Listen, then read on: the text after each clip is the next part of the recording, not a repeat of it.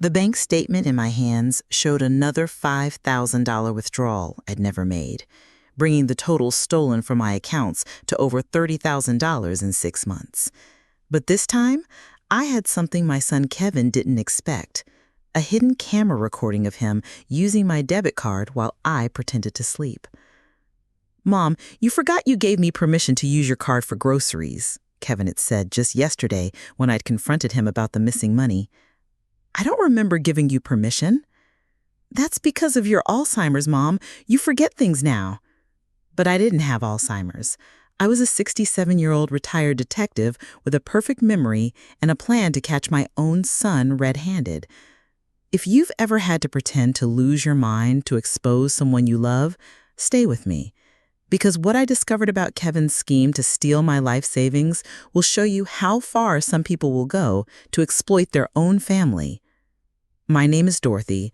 I'm 67 years old, and this is how I used my detective skills to catch my son stealing from me while pretending I was too senile to notice. Let me tell you about the 6 months I spent acting like I was losing my mind, while actually using every detective skill I'd learned in 30 years of police work to catch my own son stealing from me. Kevin had always been my pride and joy. As a single mother, I'd worked double shifts as a police detective to give him every opportunity. He'd graduated college, married his sweetheart Lisa, and seemed to be living the American dream I'd sacrificed everything to provide. "You did such a good job raising Kevin," my friends would tell me. "He's so respectful and responsible." I thought so too. Even at 41, Kevin still called me every Sunday, visited regularly, and seemed genuinely concerned about my well-being since I'd retired from the Phoenix Police Department. "Mom, are you sure you're okay living alone? You're 67 now. Maybe it's time to think about your future." "I'm fine, Kevin. I'm healthy, active, and perfectly capable of taking care of myself." "I know, but what if something happens? What if you get sick or confused?" His concerns seemed genuine and touching. I was grateful to have a son who cared about my welfare. But that concern took on a different tone when I started noticing money missing from my accounts. It began small: $200 here, $300 there, amounts that could be explained by forgetfulness or bank errors. But when I called the bank to inquire, they told me the withdrawals had been made with my debit card and PIN. "Mrs. Richardson, the transactions all appear legitimate. They were made with your card at various ATMs around the city." "But I didn't make those withdrawals." "Do you have anyone else authorized on your account?" "No, just me." "Well, someone would need your card and PIN to access your money." I knew I hadn't made those withdrawals, and I was certain no one had stolen my card. It was always in my purse, and I kept my PIN memorized, never written down anywhere. The only person who could have access was someone I trusted completely, someone who might have seen me enter my PIN or who I might have given my card to temporarily. Kevin. But the idea seemed impossible. Kevin had a good job as a bank manager, a nice house, and no apparent financial problems. Why would he steal from his own mother? I decided to investigate quietly, using the skills I'd developed during 3 decades of detective work. First, I reviewed my bank statements carefully, documenting every unauthorized withdrawal. The pattern was clear. Money was being taken regularly, always in amounts under $500 to avoid triggering bank alerts. Second, I cross-referenced the withdrawal times and locations with Kevin's visits to my house. The correlation was unmistakable. Money disappeared from my accounts within 24 hours of Kevin's visits. Third, I started paying closer attention to Kevin's behavior during his visits. I noticed he was always eager to help with household tasks that took him near my purse, and he often insisted on helping me with errands that required my debit card. "Mom, let me run to the store for you. You shouldn't be driving so much at your age." "I can drive myself, Kevin." "I know, but I worry about you. What if you get confused or lost?" The pieces were falling into place, but I needed concrete evidence before I could confront him. That's when I decided to implement the most difficult undercover operation of my career: pretending to develop Alzheimer's disease. I'd worked enough elder abuse cases to know how the crime typically unfolded. Adult children would gradually convince their aging parents that they were becoming forgetful and confused, and then use that supposed confusion to justify taking control of their finances. If Kevin was stealing from me, he was probably planning to escalate his theft by convincing everyone, including me, that I was too mentally impaired to manage my own money. So I decided to beat him at his own game. I started acting slightly confused during his visits, asking the same questions twice, forgetting details of our conversations, and seeming disoriented about dates and times. "Kevin, what day is it?" I'd ask, even though I knew perfectly well. "It's Tuesday, Mom. We talked about this yesterday." "Did we? I don't remember." I watched Kevin's reaction carefully. Instead of concern, I saw something that chilled me. Satisfaction. He was pleased that I seemed to be developing memory problems. "Mom, I'm worried about you. You seem to be getting more confused lately." "Do I? I feel fine." "You asked me the same question 3 times today, and yesterday you couldn't remember what you had for breakfast." I hadn't asked him the same question 3 times, and I remembered my breakfast perfectly. Kevin was lying, trying to convince me that my fake symptoms were real. That's when I knew for certain that my son was not just stealing from me, he was planning to gaslight me into believing I was mentally incompetent so he could steal even more. What I discovered will make your blood boil. Sometimes, the most painful investigations are the ones where you hope you're wrong, and setting up surveillance on my own son was the hardest thing I'd ever done in 30 years of police work.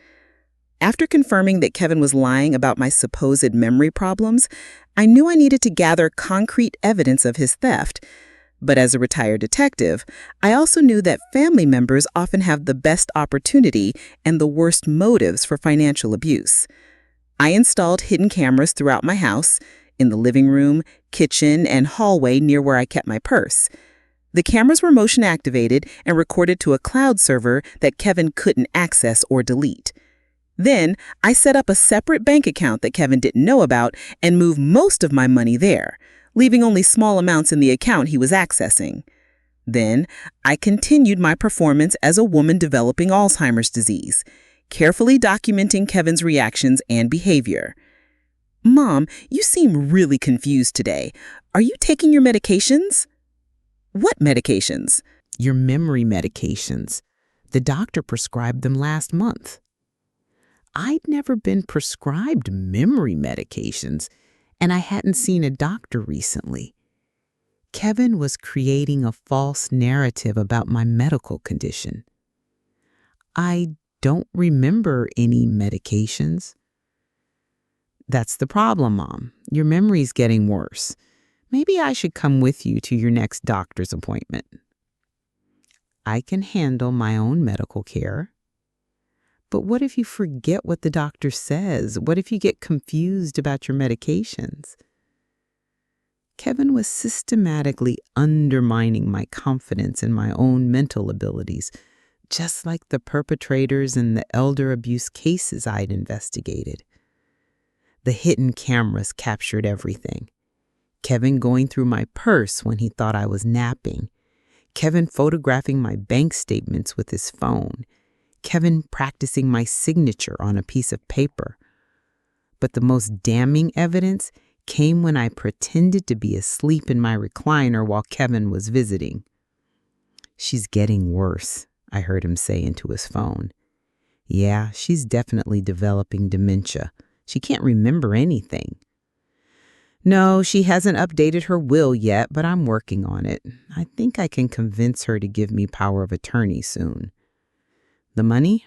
I've been taking small amounts, but once I have legal control, I can access everything." My own son was discussing my supposed mental decline and his plans to steal my life savings like it was a business transaction. The conversation continued, and what I heard next broke my heart completely.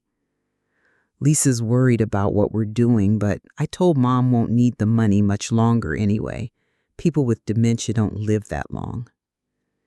Kevin wasn't just planning to steal my money. He was expecting me to die soon and was apparently telling his wife that my death would solve their financial problems. I also learned the reason behind Kevin's theft. He and Lisa were in serious financial trouble.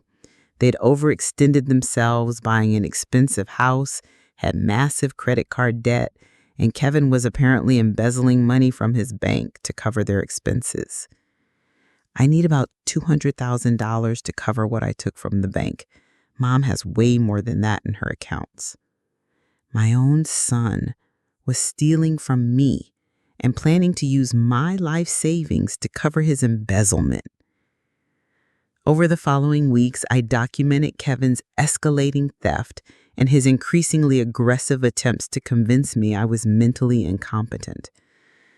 "Mom, I think it's time we talked about your finances," he said during one visit. "You're getting confused about money, and I'm worried you might make poor decisions." "I manage my money just fine." "But yesterday you couldn't remember how much money you have in your checking account."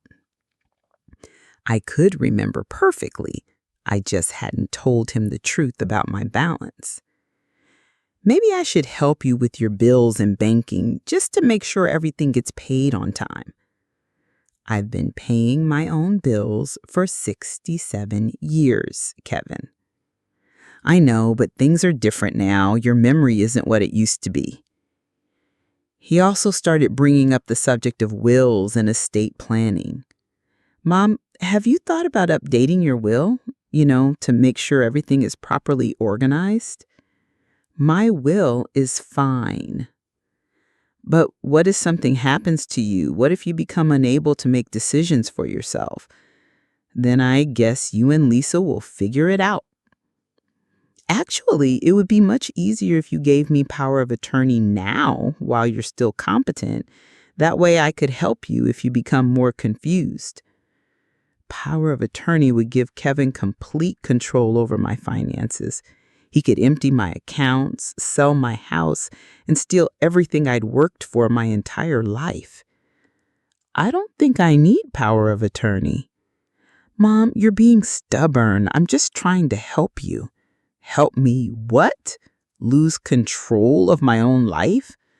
"Help you protect yourself from making mistakes because of your memory problems." The gaslighting was relentless.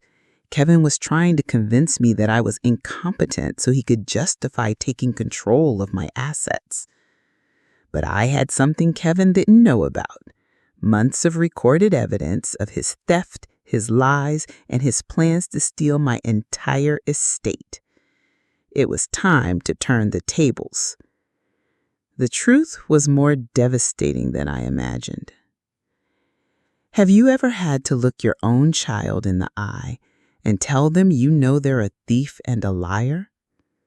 That moment came when I decided to drop my dementia act and confront Kevin with 6 months of evidence that would destroy our relationship forever. I planned the confrontation carefully, just like I would have planned an arrest during my detective days. I invited Kevin over for Sunday dinner, telling him I had something important to discuss about my condition. "Mom, you sounded worried on the phone. Are you having more memory problems?" "Actually, Kevin, my memory is perfect. In fact, I remember everything that's happened over the past 6 months." Kevin's face went pale. "You mean what?" "I mean, I've been pretending to have memory problems to catch you stealing from me." "Mom, you're confused. I haven't stolen anything from you." "Really? Then how do you explain this?" I pulled out a folder containing 6 months of bank statements, photographs from my hidden cameras, and transcripts of his phone conversations I'd recorded. "These are pictures of you going through my purse, Kevin. This is you photographing my bank statements, and this is a recording of you telling someone that you've been taking money from my accounts." Kevin stared at the evidence, his face cycling through shock, fear, and finally anger. You've been spying on me? I've been investigating a crime. The crime of my own son stealing from me. I wasn't stealing. I was just borrowing money. I was going to pay it back. Borrowing? You took $30,000 without asking. That's not borrowing. That's theft. You have plenty of money. You don't even need it all. That's not for you to decide, Kevin. I showed him the transcript of his phone conversation about my supposed dementia and his plans to get power of attorney. You told someone I wouldn't need my money much longer because people with dementia don't live that long? Did you think I was going to die soon, Kevin? I didn't mean it like that. How did you mean it? Because it sounds like you were planning my death. I was under a lot of pressure. Lisa and I are in financial trouble.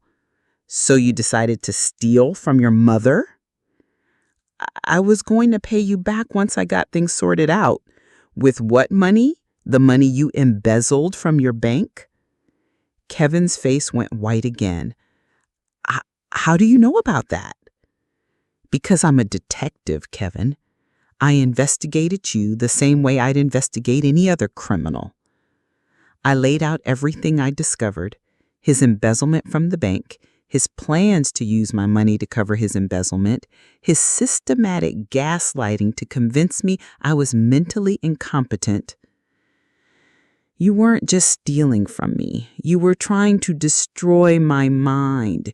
You were trying to make me believe I was losing my sanity so you could justify taking everything I've worked for.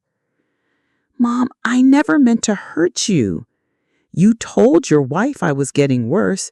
You practiced my signature. You researched power of attorney laws. This wasn't a spur-of-the-moment decision. This was a calculated plan to steal my life savings. Kevin broke down then, admitting to everything. I'm in trouble, Mom. I took money from the bank to cover our mortgage and credit cards. If I don't pay it back, I'll go to prison. So you decided to steal from me instead. I thought if you really did develop dementia, you wouldn't know the difference. And if something happened to you, I'd inherit everything anyway. If something happened to me. Kevin, were you planning to hurt me? No, I would never hurt you physically. I just thought with dementia, people don't live that long. So you were waiting for me to die? I was desperate, Mom. I didn't know what else to do. You could have asked for help. You could have told me the truth about your financial problems. I was too ashamed. So you decided to gaslight me into thinking I was losing my mind? Kevin had no answer for that. I pulled out one final document, a report I'd prepared detailing all his crimes. Kevin, you've committed theft, embezzlement, elder abuse, and fraud. As a retired police detective, I have a duty to report these crimes. You're going to turn me in? You're my son, and I love you. But you're also a criminal who tried to steal my life savings and destroy my mental health. Mom, please. If you report this, I'll lose everything. Lisa will leave me. I'll go to prison. My life will be ruined. You should have thought about that before you decided to steal from me. I'll pay you back. I'll get help for my gambling problem. I'll do whatever you want. Gambling problem? That's where the money went. I've been gambling online, trying to win enough to pay back what I took from the bank. So Kevin wasn't just a thief. He was a gambling addict who'd been using my money to feed his addiction. Kevin, you need professional help, and you need to face the consequences of your actions. What are you going to do? I'm going to give you a choice. You can turn yourself in to the police and the bank, get help for your gambling addiction, and start paying me back. Or I can turn you in myself and let the justice system handle it. If I turn myself in, will you still be my mother? The question broke my heart. Despite everything he'd done, Kevin was still my son. I'll always be your mother, Kevin, but I'll never trust you again. You won't believe what happened next. Sometimes the hardest part of solving a case isn't catching the criminal. It's dealing with the aftermath when that criminal is your own child. And watching Kevin face the consequences of his actions was both heartbreaking and necessary. Kevin chose to turn himself in rather than have me report him to the authorities. The next morning, he went to his bank and confessed to embezzling $47,000 over the past year to cover gambling debts. Mrs. Richardson, we're grateful that your son came forward voluntarily, the bank's security director told me. It shows character that he's taking responsibility for his actions. He's taken responsibility because he got caught. If I hadn't discovered what he was doing, he would have continued stealing from both of us. Kevin was immediately fired from his position and faced criminal charges for embezzlement. The bank agreed not to press charges if he made full restitution, but that would require him to pay back nearly $50,000 he didn't have. He also had to face the police regarding his theft from me. I provided all my evidence to Detective Maria Santos, who had been my partner before I retired. Dorothy, I can't believe Kevin did this to you, Maria said as she reviewed my documentation. This is one of the most thorough investigations I've ever seen. You built an airtight case against your own son. I had to. He was stealing from me and trying to convince me I was losing my mind. The elder abuse charges are serious. Kevin could face significant prison time. I know, but he needs to understand that actions have consequences. Kevin was charged with elder abuse, theft, and fraud. The evidence I gathered made the case impossible to defend, and Kevin's attorney advised him to accept a plea deal. Your son will serve 2 years in prison and 5 years of probation, the prosecutor told me.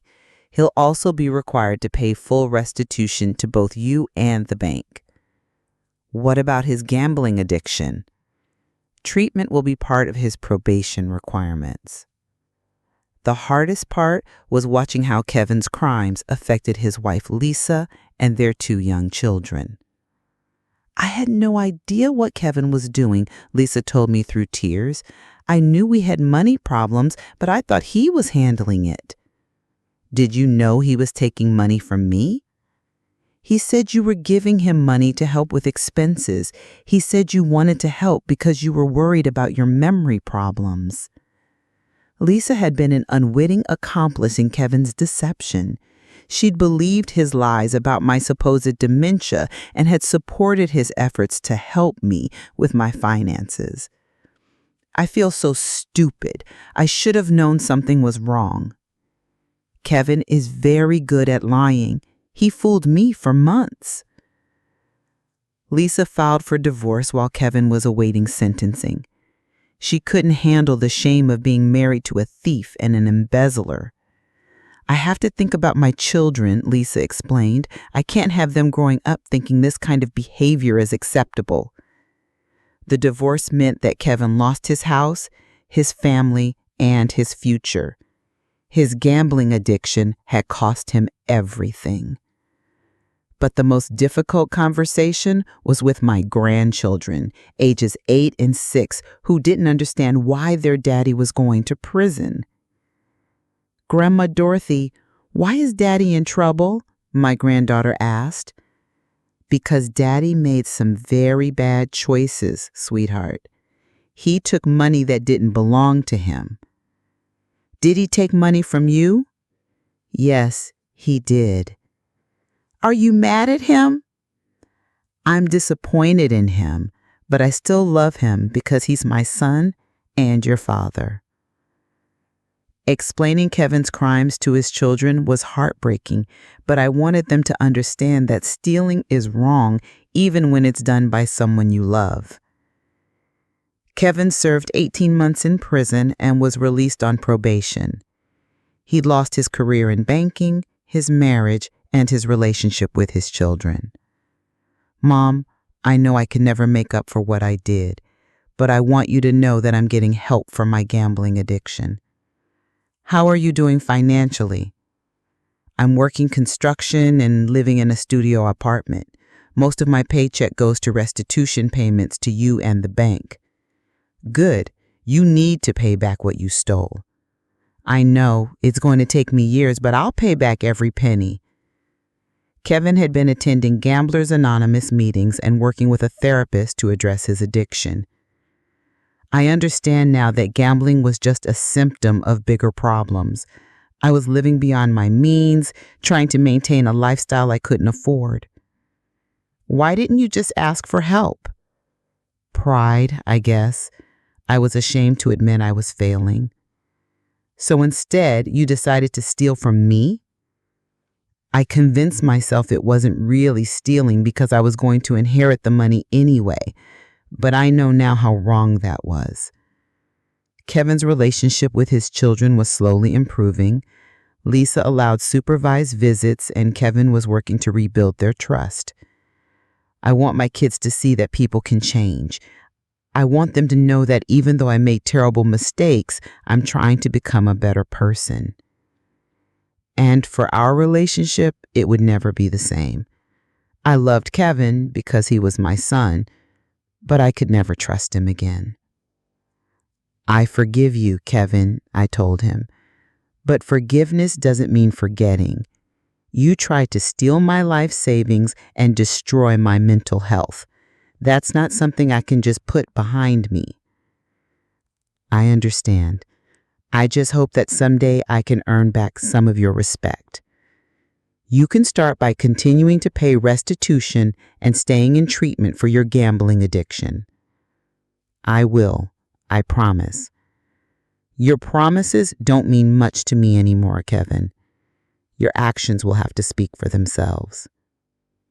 If you think blood is thicker than water, wait until you hear this.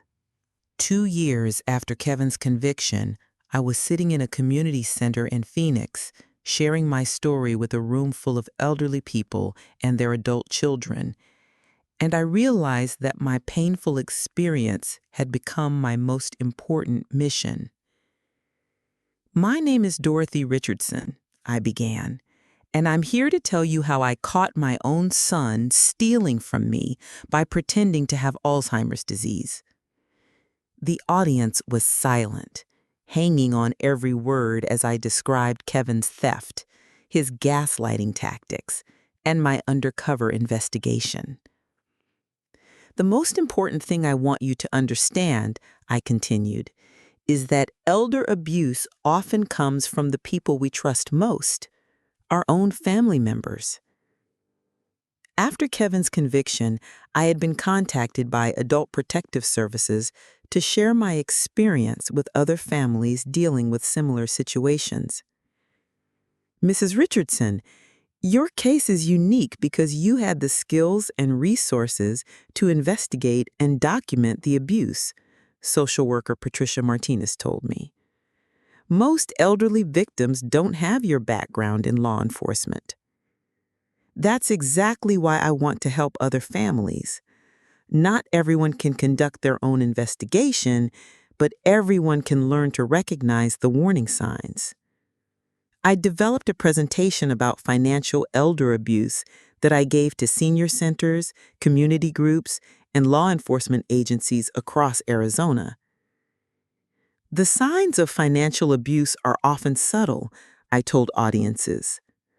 Adult children who suddenly become very interested in your finances, who insist on helping with your banking, or who try to convince you that you're becoming forgetful or confused.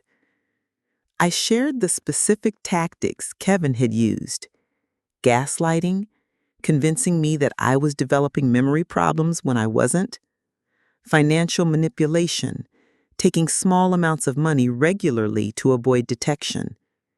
Isolation, trying to convince me that I needed his help and couldn't manage on my own.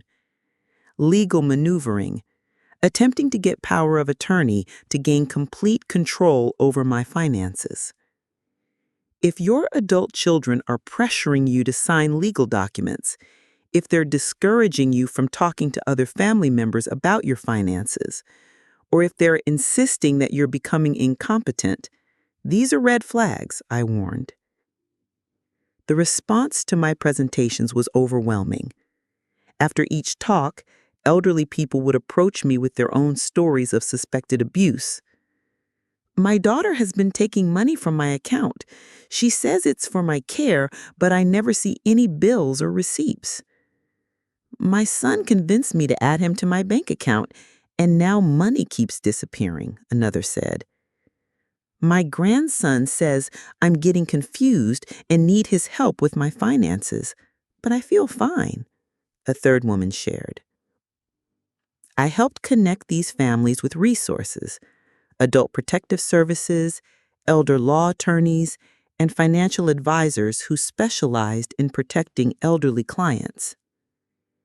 Your presentation saved my mother's savings, son, one man told me. I recognized the signs you described and discovered that my sister had been stealing from Mom for over a year. I also worked with law enforcement agencies to train officers on recognizing and investigating elder abuse. Financial abuse of elderly people is one of the fastest growing crimes in America, Detective Santos told a training session I attended. Mrs. Richardson's case shows how sophisticated these schemes can be and how important it is to take elderly victims seriously. The training included the investigative techniques I'd used: hidden cameras, financial documentation, and recording conversations where legal. Not every elderly person can conduct their own investigation like Mrs. Richardson did, but family members and friends can help by staying alert to warning signs and encouraging victims to report suspicious activity. I'd also become an advocate for stronger laws protecting elderly people from financial abuse. Current laws don't adequately protect elderly victims, I told a state legislative committee. We need mandatory reporting requirements for financial institutions, stronger penalties for family members who abuse elderly relatives, and better resources for victims.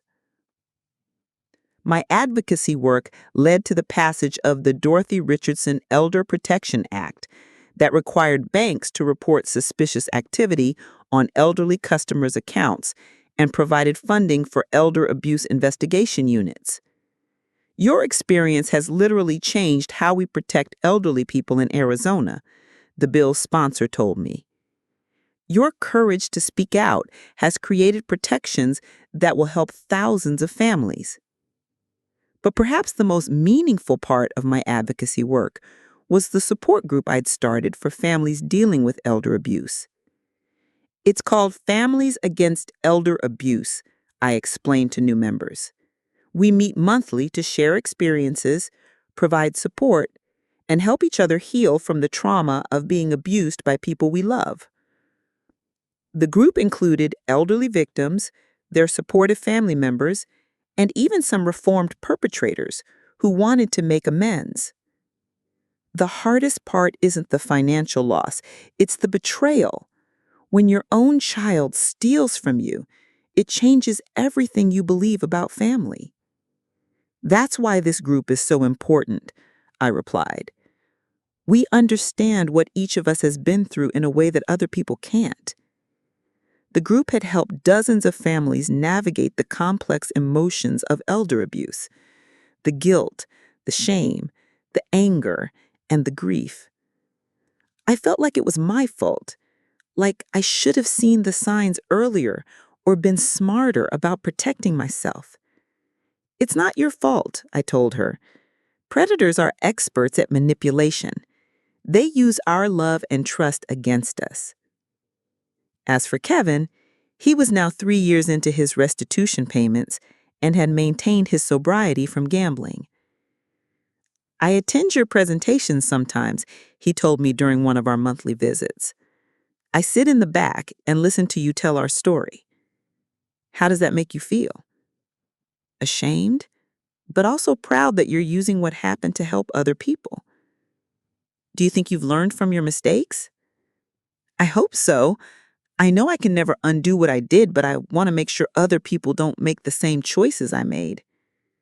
Kevin had actually started speaking at Gamblers Anonymous meetings about how his addiction had led him to steal from his own mother. "I want people to understand that gambling addiction doesn't just hurt the addict, it destroys families and turns people into criminals. The next part will restore your faith in justice." 4 years after Kevin's conviction, something happened that I never could have predicted. My son asked me to join me in my advocacy work, and together we created the most powerful elder abuse prevention program in the state. "Mom, I want to help with your presentations," Kevin told me during one of our visits. "I think hearing from both sides, the victim and the perpetrator, might be more effective than just hearing from you." I was skeptical. Kevin had been making steady progress in his recovery, paying his restitution faithfully, and rebuilding his relationship with his children. But I wasn't sure I was ready to work with him professionally. "Kevin, this work is very important to me. I can't have you involved if you're not completely committed." "I am committed. What I did to you was unforgivable, but maybe I can help prevent other people from making the same mistakes I made." "What would you say to audiences? How would you explain your actions?" "I'd tell them the truth, that I was a gambling addict who convinced myself that stealing from my mother was justified because I was desperate, that I used her love and trust against her, that I tried to gaslight her into thinking she was losing her mind." Kevin's honesty was compelling, but I needed to be sure his motives were genuine. "Why do you want to do this? Is it to make yourself feel better about what you did?" "Partly, yes, but mostly because I think people need to hear from someone who's actually committed these crimes. They need to understand how predators think and operate." I decided to give Kevin a chance, starting with a small presentation to a support group. "I want to introduce you to my son, Kevin. He's the person who stole from me and tried to convince me I had dementia. He's here to share his perspective on how and why he committed these crimes." The room was tense. Kevin stood up to speak. "4 years ago, I was a bank manager with a gambling addiction and a lifestyle I couldn't afford. Instead of asking for help or facing my problems honestly, I decided to steal from the person who loved me most, my mother." Kevin's presentation was raw and honest. He described his thought process, his justifications, and his systematic plan to gaslight me into believing I was mentally incompetent. "I told Myself that my mother wouldn't need her money much longer anyway," he said.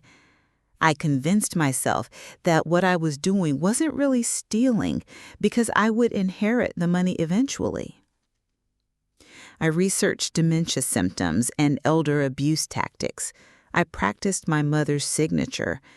I planned to get power of attorney so I could steal everything she'd worked for her entire life." The audience was riveted. They'd never heard a perpetrator describe his crimes so candidly. "The most important thing I want you to understand," Kevin continued, "is that I didn't start out planning to abuse my mother. It began with small lies and small thefts, and it escalated gradually. I used her love for me as a weapon against her. Every time she trusted me, every time she believed my lies, I felt justified in taking more." After Kevin's presentation, the audience had dozens of questions. "How did you justify stealing from your own mother?" one woman asked. I told myself she had more money than she needed. I convinced myself that I was just borrowing it and would pay it back. I created a whole narrative where I was the victim and she was being selfish by not helping me. Did you ever feel guilty? Every day. But I suppressed the guilt by telling myself that what I was doing was necessary, that I had no choice, that she would understand if she knew how desperate I was. What would you say to other adult children who might be considering similar actions? I tell them that there's always another choice, that the temporary relief of stealing money isn't worth destroying your relationship with your family and destroying your own integrity. The presentation was so effective that we started doing them together regularly. The combination of victim and perpetrator perspectives is incredibly powerful, said Dr. Patricia Williams, a geriatrician who attended one of our presentations. It gives people a complete picture of how these crimes develop and progress. Our joint presentations covered several key topics. How financial abuse begins. Kevin explained how small lies and thefts can escalate into major crimes. Gaslighting tactics. I described how Kevin had tried to convince me I was losing my mind, while Kevin explained his strategy and motivations. Warning signs. We provided specific examples of behaviors that families should watch for. Prevention strategies. We offered practical advice for protecting elderly family members without being paranoid or suspicious. Recovery and healing. We discussed how families can rebuild trust and move forward after abuse. The response was overwhelming. We were invited to speak at conferences, law enforcement training sessions, and community events across the Southwest. Your presentations have become the gold standard for elder abuse education. The director of Adult Protective Services told us, the combination of professional expertise and personal experience is incredibly effective. We also develop written materials, brochures, checklists, and guides that families could use to protect themselves from financial abuse. The Dorothy and Kevin Richardson Guide to Preventing Elder Abuse has been distributed to thousands of families, our publisher told us. It's become an essential resource for anyone concerned about protecting elderly relatives. But the most meaningful feedback came from families who'd used our information to prevent or stop abuse. Your presentation helped me recognize that my brother was stealing from my father, one woman told us. We were able to intervene before he lost everything. My daughter was showing early signs of the behaviors Kevin described, an elderly man said. I confronted her before things went too far, and we got her help for her financial problems. Working with Kevin had also helped repair our relationship in ways I hadn't expected. I understand now why you did what you did, I told him after one particularly emotional presentation. I don't excuse it, but I understand the desperation and the addiction that drove your choices. And I understand now how much damage I caused. Not just the money I stole, but the trust I destroyed and the fear I created. Do you think we'll ever have a normal mother-son relationship again? I don't know what normal looks like for us anymore, but I think we have something different now, a partnership built on honesty and shared purpose. Kevin was right. Our relationship would never be what it was before his crimes, but it had become something new, a collaboration focused on protecting other families from what we'd experienced. I'm proud of the work we're doing together, I told him. I'm grateful that you gave me a chance to make amends, he said. Not everyone gets the opportunity to turn their worst mistakes into something positive. What happened at our family reunion will terrify every parent watching. 6 years after I caught Kevin stealing from me, I was standing at a podium in Washington, D.C., testifying before a Senate committee about elder abuse prevention, with my son beside me as my co-advocate. And I realized that our family's worst nightmare had become our greatest contribution to society. Senators, I began, my name is Dorothy Richardson, and 6 years ago, I discovered that my son was stealing my life savings while trying to convince me I had dementia. Today, he and I work together to prevent other families from experiencing this kind of betrayal. The Senate Committee on Aging had invited us to testify in support of federal legislation that would strengthen protections for elderly Americans against financial abuse. Mrs. Richardson, Senator Patricia Martinez said, "Your case has become a model for how families can recognize and respond to elder abuse. Can you tell us what changes you'd like to see at the federal level?" Senator, we need mandatory reporting requirements for financial institutions, federal funding for elder abuse investigation units, and stronger penalties for family members who abuse elderly relatives. Kevin testified about his crimes and recovery, providing lawmakers with insight into how perpetrators think and operate. Senators, I want you to understand that people who commit elder abuse aren't monsters. They're often desperate family members who convince themselves that what they're doing is justified. That's what makes this crime so insidious. The victims trust their abusers completely, and the abusers use that trust as a weapon. Our testimony contributed to the passage of the Elder Justice Act, which provided $100 million in federal funding for elder abuse prevention and investigation programs. Your advocacy work has literally changed federal policy, the bill's sponsor told us after the vote. Your story has helped protect millions of elderly Americans. But our impact went far beyond legislation. Our educational programs had reached over 50,000 people across the country, and our materials had been translated into multiple languages. The Richardson method has become the standard approach to elder abuse education, Dr. Sarah Williams, a leading geriatrician, told a conference audience. The combination of victim and perpetrator perspectives provides unparalleled insight into how these crimes develop and how they can be prevented.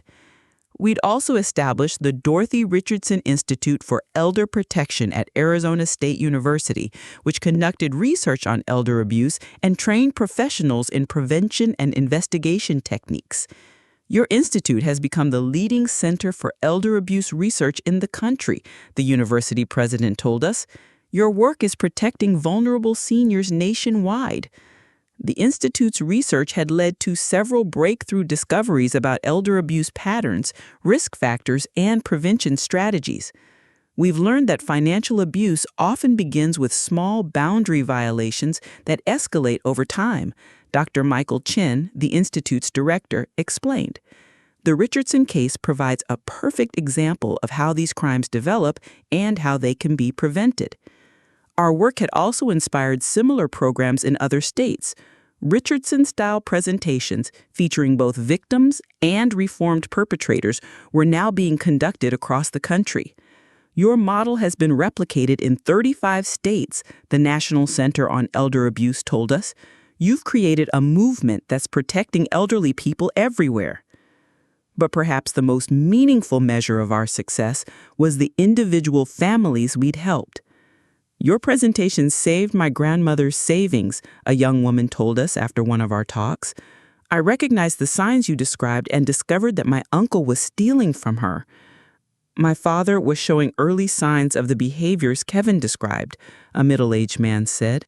We were able to get him help before he committed any crimes. These stories reminded us why our work was so important. Every family we helped represented a potential tragedy prevented. Kevin's personal recovery had also been remarkable. He'd been gambling free for 6 years, had paid back all his restitution, and had rebuilt his relationship with his children. "Dad, I'm proud of the work you're doing with Grandma," his daughter told him during a recent visit. "You turned your mistakes into something that helps people." "That's the most important thing I've learned," Kevin replied. "Mistakes don't have to define you if you're willing to learn from them and use them to help others." Kevin had also remarried a woman named Sarah who worked as a social worker and understood his history and his commitment to recovery. "Sarah knew everything about my past before we got married. She said she fell in love with the man I'd become, not the man I used to be." Our family relationships had been transformed by our shared mission. Kevin's children, now teenagers, were proud of his father's advocacy work and had even participated in some of our presentations. "Grandpa Kevin made bad choices when he was younger, but he's shown us that people can change and that mistakes can become opportunities to help others." As for my relationship with Kevin, it had evolved into something I never could have imagined, a partnership built on honesty, shared purpose, and mutual respect. "I'm proud of you, Kevin," I told him after our Senate testimony. "You've taken the worst thing you ever did and turned it into something that's helping thousands of people. I'm grateful that you gave me the chance to make amends, and I'm grateful that we found a way to work together despite everything that happened."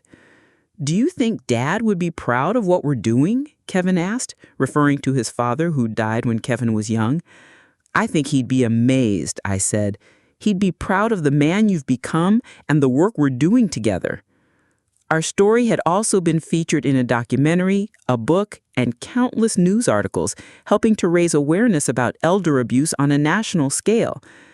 The Richardson case has become the most well-known example of elder abuse prevention in America, a journalist told us.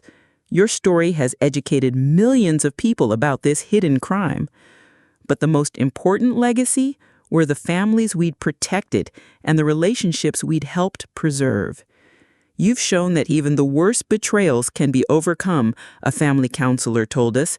"Your story gives hope to families dealing with similar situations."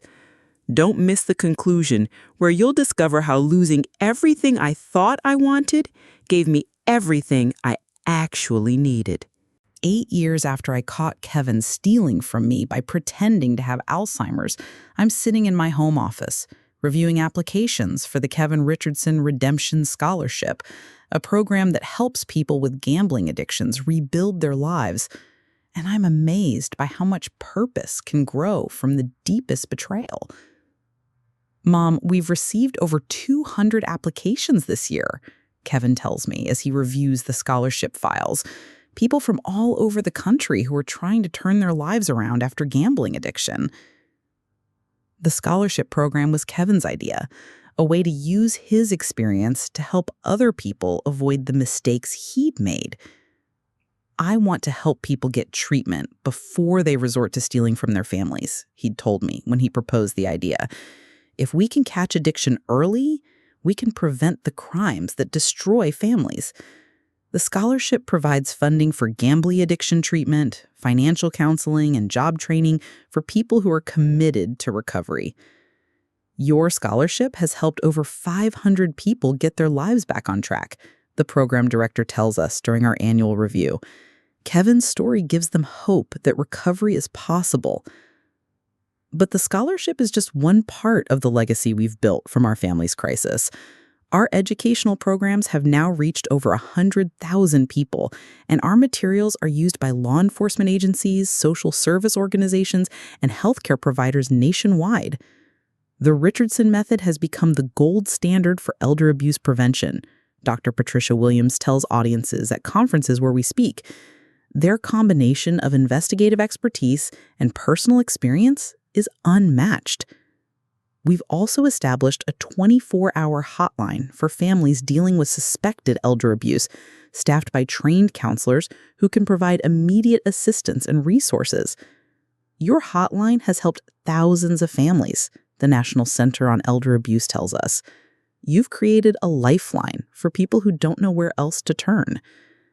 The most rewarding part of our work is the direct impact on individual families. Your presentation helped me recognize that my son was showing early signs of financial abuse. We were able to get him help before he committed any crimes. My mother was being gaslighted by my sister, another person shares. Your materials helped us understand what was happening and how to intervene. These stories remind us why our work is so important. Every family we help represents a potential tragedy prevented. My relationship with Kevin has continued to evolve and strengthen through our shared mission. I never thought I'd be able to trust you again, I tell him during one of our planning meetings. But working together on this has shown me that people really can change. I never thought I'd be able to forgive myself, Kevin replies. But seeing the good that's come from our work has helped me understand that redemption is possible. Kevin's personal life has also flourished. He and Sarah have been married for 4 years and have a young daughter who calls me Grandma Dorothy. She'll grow up knowing the truth about our family's history, Kevin says, but she'll also know that people can overcome their mistakes and build something positive from their failures. Kevin's older children, now in college, have also embraced our advocacy work.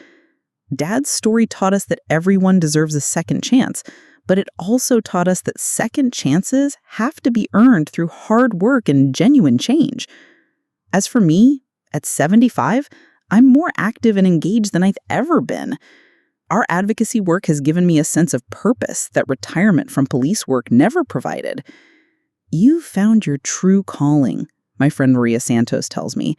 You were always meant to protect people, and now you're protecting them from their own families. The detective skills I developed during my 30-year career have been essential to our advocacy work. I still investigate cases, document evidence, and help families build legal cases against abusive relatives. Your investigative expertise has been crucial to our success, the Director of Adult Protective Services tells me. You understand how to gather evidence and build cases in ways that most advocates don't. We've also expanded our work internationally, consulting with organizations in Canada, the UK, and Australia about elder abuse prevention. Elder abuse is a global problem, I tell international audiences. The tactics may vary by culture, but the fundamental dynamics are the same. Predators use love and trust as weapons against vulnerable people. Our story has been featured in documentaries, books, and academic research studies, helping to raise awareness about elder abuse on a global scale. The Richardson case has become the most studied example of elder abuse prevention in the world, a researcher tells us. Your story has educated millions of people about this hidden crime. But perhaps the most meaningful recognition comes from the families we've helped. You saved my mother's savings fund. More importantly, you saved our family relationships by helping us recognize and address the problem before it destroyed us. Your work helped me understand that my addiction was hurting my family. I got help before I did something I couldn't take back. As I review the applications, I'm struck by how many people are struggling with the same issues Kevin faced: financial pressure, addiction, and the temptation to take shortcuts that hurt the people they love. Each of these applications represents someone who could go down the same path I did, Kevin tells me, but they're asking for help instead of resorting to crime. That's the difference between you then and you now. You've learned to ask for help instead of trying to solve problems through deception and theft. I've learned a lot of things, but the most important thing I've learned is that the people who love you are more important than money or pride or anything else. As we finish reviewing the applications, I think about the journey we've taken together, from the devastating discovery of Kevin's theft to our current partnership in protecting other families. Do you ever regret catching me? Kevin asks, a question he's posed several times over the years. Never, I reply, without hesitation. If I hadn't caught you, you would have continued stealing until you destroyed both our lives. The investigation saved us both. How do you figure it saved me? Because it forced you to face your addiction and your problems honestly. If you'd succeeded in stealing my money, you would have just gambled it away and then looked for another victim. You're right. I was on a path that would have led to prison eventually. Instead, you went to prison for a shorter time, got help for your addiction, and found a way to turn your mistakes into something positive. And you found your true calling as an advocate. We both found our true calling. We're protecting families from what we went through.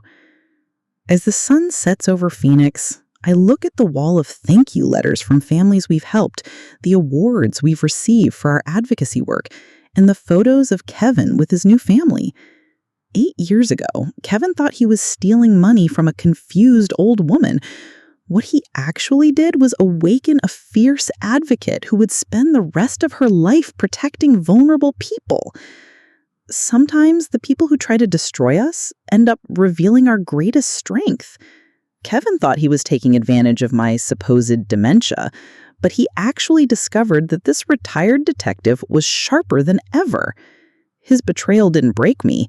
It gave me a mission that's more meaningful than any retirement could ever be. Have you ever suspected that an elderly family member was being financially abused? Have you recognized warning signs of addiction or financial desperation in your own family? Share your thoughts in the comments below. Your awareness might help another family recognize the signs before it's too late.